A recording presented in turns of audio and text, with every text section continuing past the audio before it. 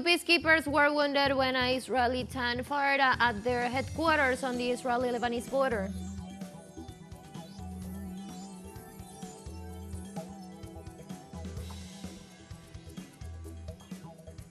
The government of Nicaragua announced the breaking of diplomatic relations with Israel in repudiation of the genocide perpetrated by the Zionist army against the Palestinian people.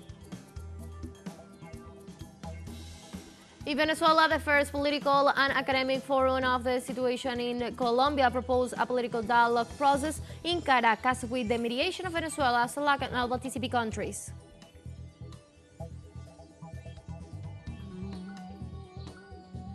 Hello, welcome to From the South. I'm Ana Marrero from the teleSUR headquarters in Caracas, Venezuela. We'll be with the news. Stay with us.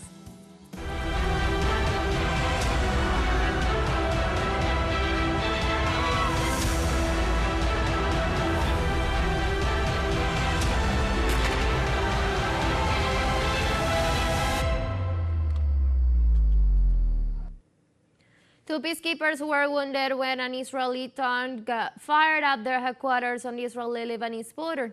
According to the UN Intern Force in Lebanon, the NUCA headquarters and other peacekeepers positioned on the blue line of separation between the two countries have been repeatedly hit by the Israeli Defense Forces. The UN agency report that the peacekeepers hit by the Israeli fire remain hospitalized with several injuries that fortunately are not serious.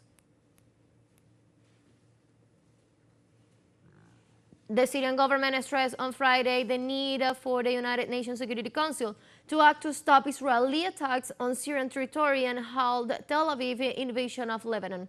This was expressed by Syria's permanent representative to the United Nations, Qusaid al-Dahak, during Security Council meeting devoted to discussing the situation in the Middle East. The diplomat denounced that the Israeli occupation authorities do not listen to the Security Council nor obey the United Nations and disregard international law by committing more acts of aggressions and brutal crimes against the innocent civilians.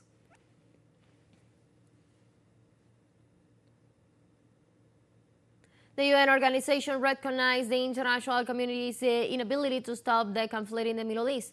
The United Nations Undersecretary General for the Political Affairs, Rosemary DiCarlo, addressed an emergency meeting of the Security Council, saying that efforts for a diplomatic solution to the escalation in Lebanon have not been possible. This is addition to the intensification of attacks against Syria and the uncontrolled violence in the Gaza Strip and the occupied West Bank. Spanish Prime Minister Pedro Sánchez called on the international community to stop selling weapons to Israel and demand the end of all violence against United Nations peacekeepers in Lebanon after explosions wounded two missions members near the Israeli border. I would also like to echo the words of the President of the French Republic, as President of the Spanish government, to condemn in the strongest terms what has happened at the UNIFIL headquarters in Lebanon, in Nicaragua, where Israeli troops shot at and wounded the blue helmets. This is absolutely unacceptable. It is totally unacceptable, and we demand an end to all violence, which unfortunately the blue helmets are suffering.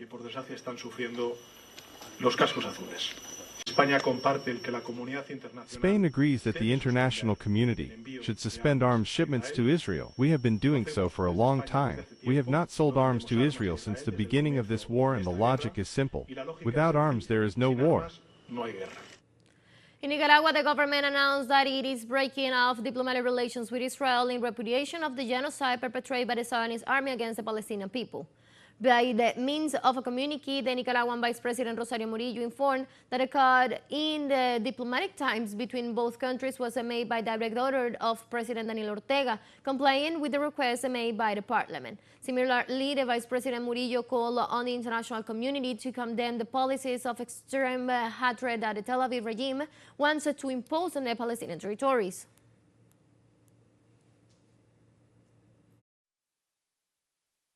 Our President has instructed the Chancellery of the Republic to accept this request from the National Parliament and to proceed with the breakup of diplomatic relations with the fascist and racist government of Israel. extreme hate policies, the cruel and impatient view of the whole world, policies of genocide, of impotent extermination. How incredible! And what are these so-called international organizations for? They condemn those who do not subordinate themselves. We do not subordinate ourselves to the imperialists of the earth. And they see the genocide and the intention of exterminating fighting peoples for justice, for the truth, for their rights. How barbaric!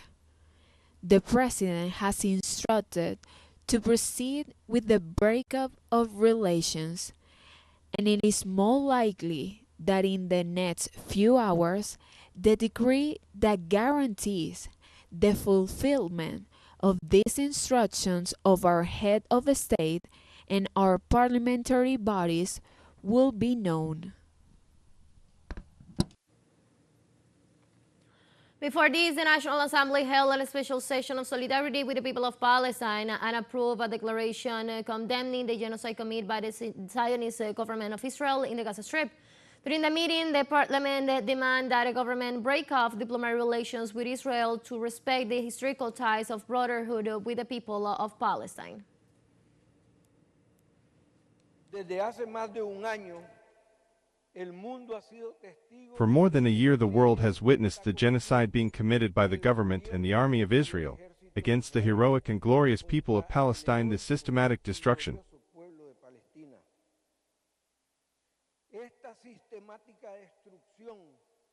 that began 76 years ago has claimed the lives of more than 42,000 people since October 2023, mainly women, children and the elderly.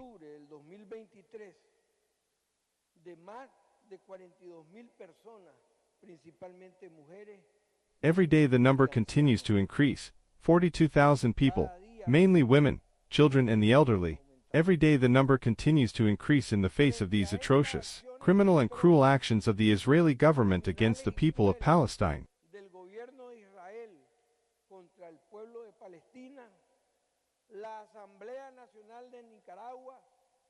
The National Assembly of Nicaragua respectfully requests the Government of Reconciliation and National Unity to consider breaking diplomatic relations with the genocidal and Zionist government of Benjamin Netanyahu.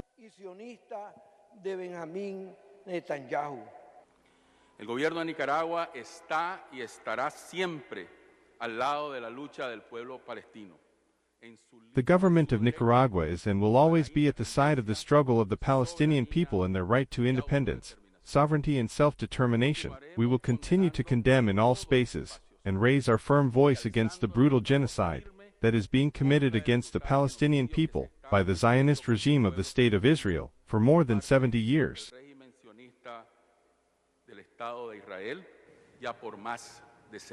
On Friday, China expressed its serious concern and strong condemnations following the Israeli attack on the United Nations interim forces position in southern Lebanon.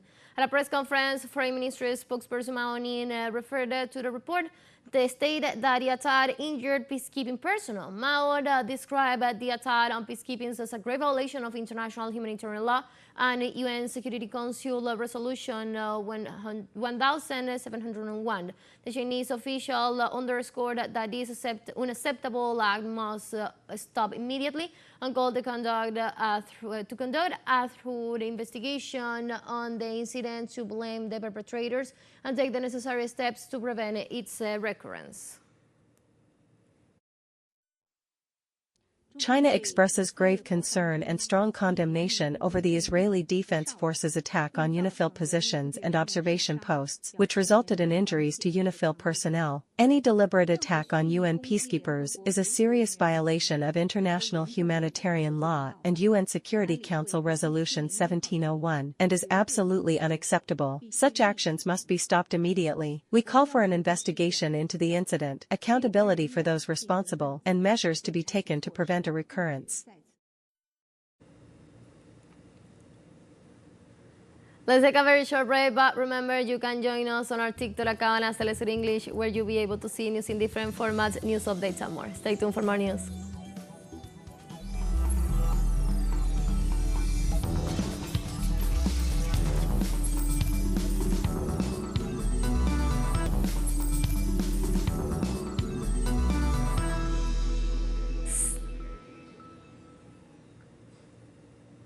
Welcome back to From the South. Martinique declared a curfew on Friday as local authorities tried to quell popular protests over the high cost of living, in which one person was killed. The measure will be extended daily until Monday, October the 14th, and includes a ban on the island's inhabitants walking in the streets, gathering, holding rallies, or staying in public places. The perk A sales and transport of fuels and fireworks are also banned during this period. I arrived this morning and I'm unemployed. I'm unemployed because I don't have a job. I don't know how I'm going to pay my rent. I don't know what I'm going to do. It's difficult. I don't know what to say. I don't know what else to say because it's difficult for me. I can't work. I can't pay my rent. I can't do anything. Oh yes, I'm a bit angry because, even if we're talking about the high cost of living, setting fire to a shop and looting shops doesn't help matters, especially since they reached a compromise yesterday that they're going to finalize this afternoon, normally, but looting like this isn't easy. I don't know if they realize what they're doing because I suppose they've got their parents or relatives who have to work in the supermarket.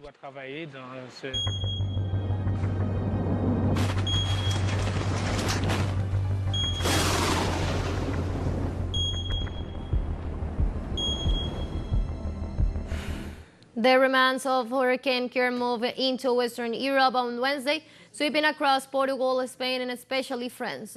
Strong winds knocked down trees in Portugal and Spain before dumping heavy rains of France that left at least one dead. The storm hit the port city of Sète in southern France and overturned 3 boats, killing one amateur sailor and putting another one in the hospital in crucial conditions. From 9 o'clock onwards, I started looking at the gate to see how the water was rising, because I knew it was going to rise and rise. And it was rising very, very fast, much faster than usual, and every quarter of an hour, I moved a stone, and when it arrived in my yard, as soon as it arrived in my yard, I called the firemen to evacuate me and my wife.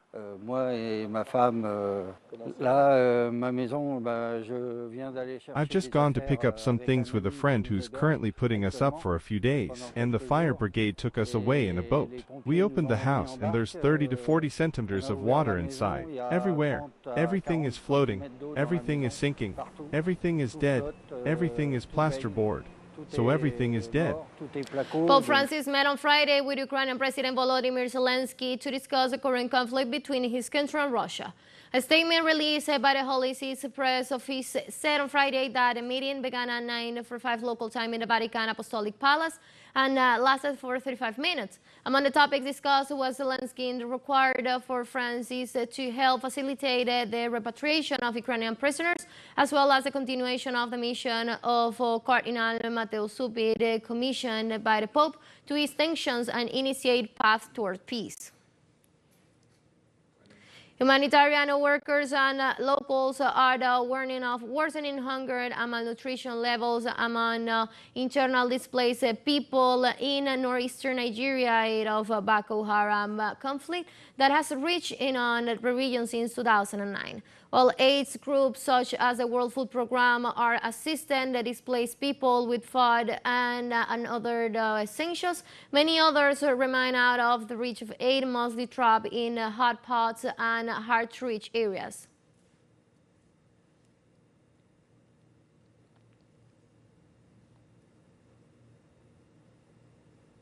Let's take our last break, but before we invite you to visit our YouTube channel at teleSUR English, where you'll be able to watch interviews, top stories, special broadcasts, and more. Hit the subscribe button and active the notification bell to stay up to date on the world's most recent events. Financial break, don't go away.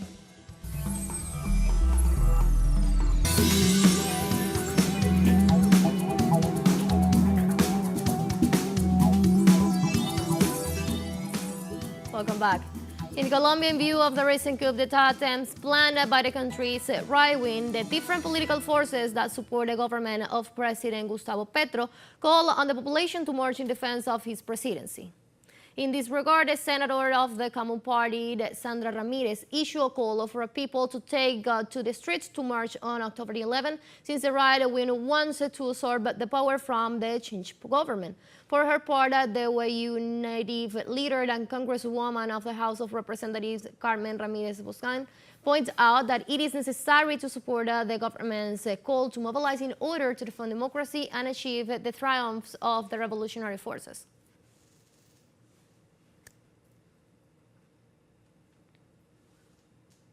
In Venezuela, a multidisciplinary team from the landless workers movement arrives in the eastern state of Bolívar to strengthen the project Patria Grande del Sur.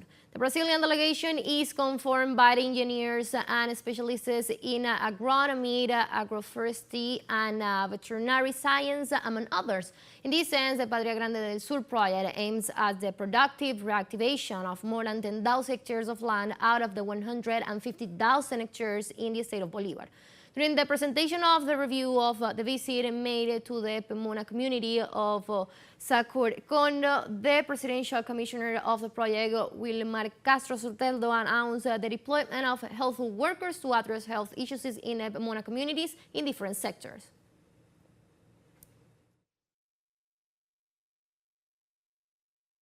Acaba de salir un convoy con el equipo de salud. A convoy has just left with a health team to address health issues in Zacoroquen and also to address health issues in other communities near La Vergareña, in La Paragua, in Siete Tiros, in the Guanare sector, and in the Caño Amarillo sector. Patria Grande del Sur is moving forward not only in the productive approach, but also in the integral approach. Meanwhile, the representative of the Brazilian landless workers movement, Simon Magalhães, added that her specialists will strengthen the integrationism project in Venezuela.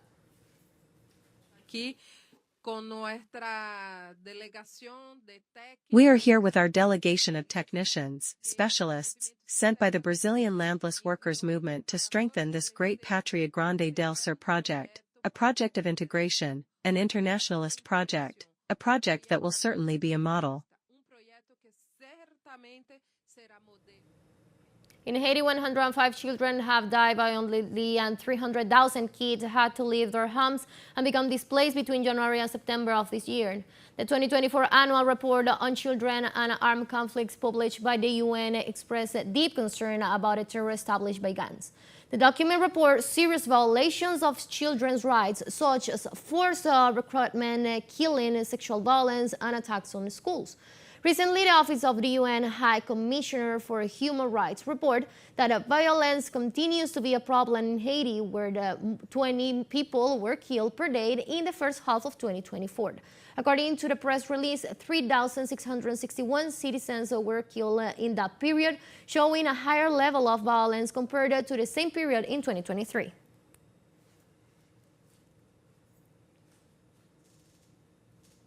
In a recent meeting, Cuban Prime Minister Manuel Marrero announced that 700 Cubans and foreign companies are expected to attend the next 4th Havana International Fair, FIHAV 2024, to be held in November. On Friday, the Graham newspapers reported that a few weeks before the fair begins, more than 15 nations and 1,000 official delegations have already registered at the annual event to be held at the traditional Expo Cuba fairground, where exhibitors have so far listed 70,000 square meters from their stand. The Minister of Foreign Trade and Investment, Oscar Perez Olivia Fragra, indicate that some 193 Cuban companies will participate in the fair, representing an economic players currently provided by the country, with 30 of them belonging in the category of micro, small, and medium-sized enterprises.